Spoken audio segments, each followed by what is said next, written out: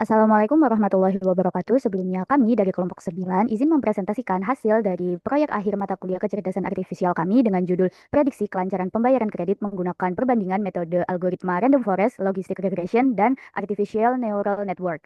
Sebelumnya, izinkan kami dari kelompok 13 untuk saling memperkenalkan diri. Dengan saya sendiri, Hairunisa dengan 3 digit NIM belakang 043 dan rekan-rekan saya. Saya Aprilia Safnanggraini dengan 3 digit NIM terakhir 003. Saya Vina Nihayatul dengan 3 digit NIM terakhir 022. Saya Alina Bilatama dengan NIM 3 digit terakhir 099. Baiklah, jadi di sini saya akan menjelaskan hasil dari proyek akhir kami. Untuk penanganan missing value pada kolom numerik sendiri, kami menggunakan metode median karena metode median sendiri lebih stabil dan tidak sensitif terhadap nilai ekstrim atau outlier. Sedangkan untuk kolom kategorikal kami menggunakan nilai yang paling sering muncul atau most frequent dengan bantuan simple imputer. Jadi untuk menangani kolom kategorik dan menggantinya menjadi kolom numerik, kami memiliki dua metode. Yang pertama dengan one hot encoding dan yang kedua dengan target encoder.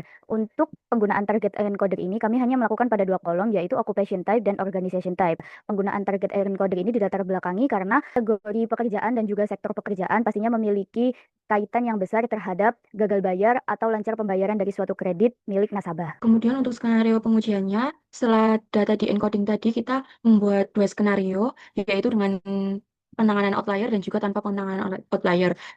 Dengan dan tanpa penanganan outlier ini nanti datanya di scaling, kemudian kita menangani imbalance, kemudian kita melakukan modeling, evaluasi, dan juga model testing.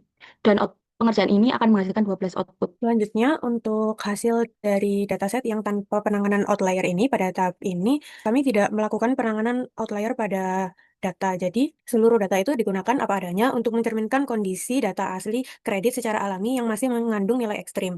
Selanjutnya, yang scaling tanpa penanganan outlier ini, kami menggunakan standard scaler tanpa menghapus outliernya. Jadi, metode ini nantinya itu menstandarisasi data berdasarkan nilai rata-rata dan simpangan baku. Jadi, hasil scalingnya nanti itu menunjukkan data berada pada skala yang lebih seragam. Selanjutnya untuk split data tanpa penanganan outlier ini, jadi nanti datasetnya akan dibagi menjadi data train dan juga data test, dengan tujuan untuk mempertahankan proporsi kelas pada masing-masing subset. Selanjutnya untuk penanganan balance imbalance ini, kami menggunakan dua metode. Yang pertama itu metode random oversampling, yang kedua metode synthetic minority oversampling technique atau SMOTE. Jadi untuk yang menggunakan metode random oversampling, ini tuh metodenya bekerja dengan menduplikasi data kelas minoritasnya.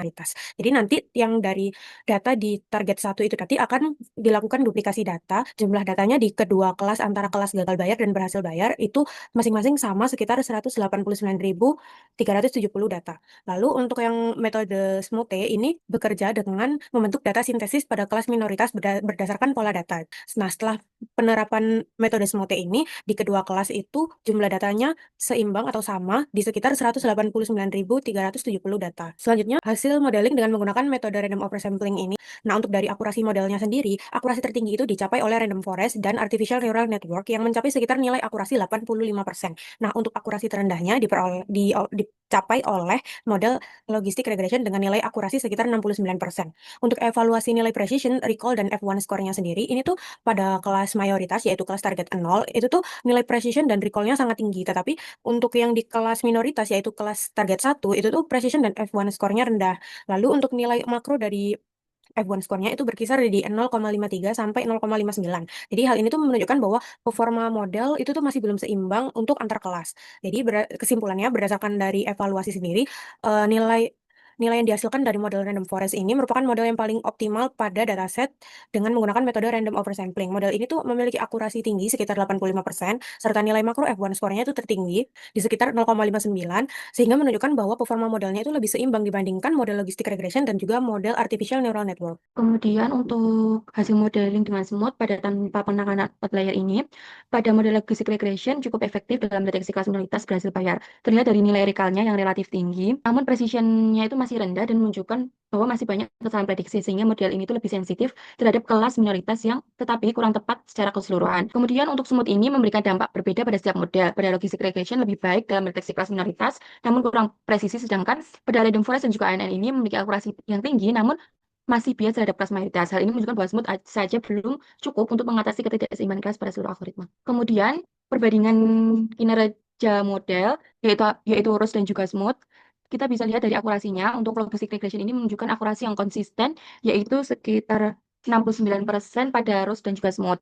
Kemudian untuk Random Forest dan juga ANN ini mengalami peningkatan akurasi pada Smooth dari 85% menjadi 89%. Kemudian Smooth ini juga mampu meningkatkan akurasi model berbasis ensemble dan neural network. Kemudian kinerja kelas minoritas. Nah, pada Random Forest menggunakan Smooth itu menghasilkan akurasi yang tinggi. Makro dan wave F1 skornya itu lebih stabil, menunjukkan model mampu memprediksi kedua kelas secara seimbang, lebih robust terhadap data ekstrim atau outlier. Nah, kesimpulannya, meskipun Rose memberikan keunggulan pada beberapa metrik kelas minoritas, metode Smooth ini menghasilkan kinerja model yang lebih stabil dan juga akurat secara keseluruhan. Oleh karena itu, Random Forest dengan metode Smooth dipilih sebagai metode yang terbaik, model yang terbaik. Selanjutnya pada skenario 2 yaitu dengan penanganan outlier. Nah, penanganan outlier dilakukan pada variabel AMT income total dengan menggunakan metode interquartile range dengan teknik Chapin. Nah, hasilnya ini nanti nilai pendapat yang sebelumnya sangat ekstrim berhasil dibatasi dengan rentang yang sangat wajar.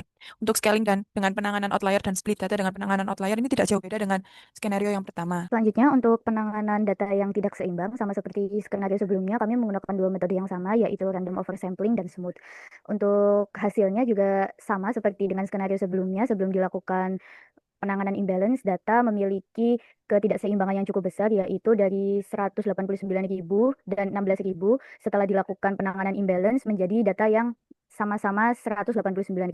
Selanjutnya, untuk hasil skenario modeling dengan penanganan imbalance metode Rose dan penanganan outlier, di sini dapat terlihat bahwa logistic regression memiliki hasil recall yang cukup besar terhadap data yang minoritas, berbeda dengan dua model lainnya. Namun, penggunaan logistic regression ini masih memiliki beberapa kesalahan dalam melakukan prediksi. Untuk random forest sendiri memiliki akurasi yang paling stabil, yaitu 0, sedangkan untuk artificial neural network sendiri memiliki akurasi yang paling tinggi. Namun model ini memiliki sensitivitas yang kurang terhadap data minoritas, di mana dapat terlihat bahwa F1 score untuk kelas satunya sendiri hanya.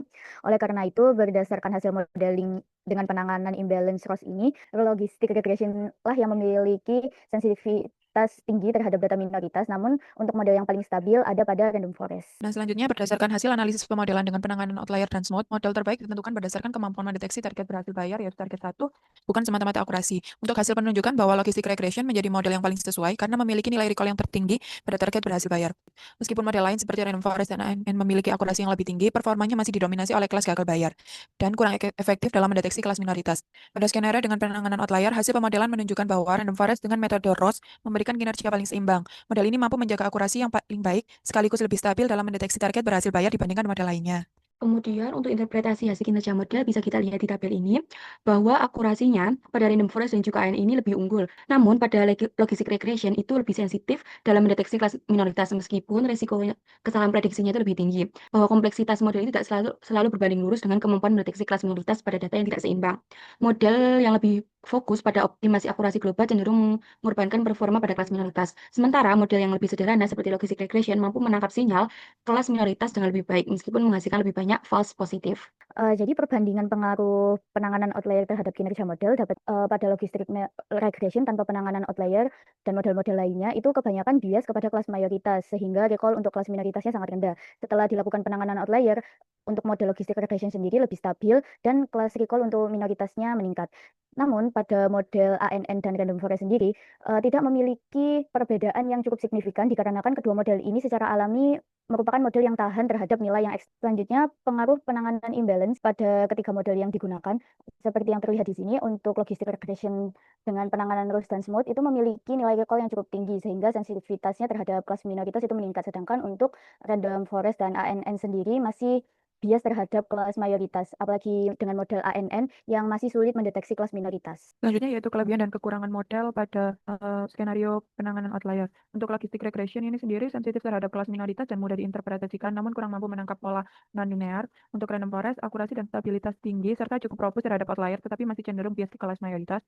Untuk ANN sendiri mampu memodelkan pola yang kompleks dengan akurasi tinggi, namun sulit diinterpretasikan dan performa pada kelas minoritas masih rendah. Kesimpulannya, hasil penelitian menunjukkan bahwa ketidakseimbangan kelas dan keberadaan outlier sangat memengaruhi model klasifikasi kredit. Penanganan outlier meningkatkan kestabilan model, terutama pada logistic regression. Sementara random forest relatif tidak terpengaruh. Secara keseluruhan, random forest dengan metode smooth menjadi kombinasi terbaik karena telah memberikan performa yang paling stabil dan seimbang. Mungkin itu saja yang dapat kami sampaikan dari kelompok 9. Apabila terdapat salah kata pada presentasi ini, kami memohon maaf yang sebesar-besarnya. Sekian dari kami. Wassalamualaikum warahmatullahi wabarakatuh.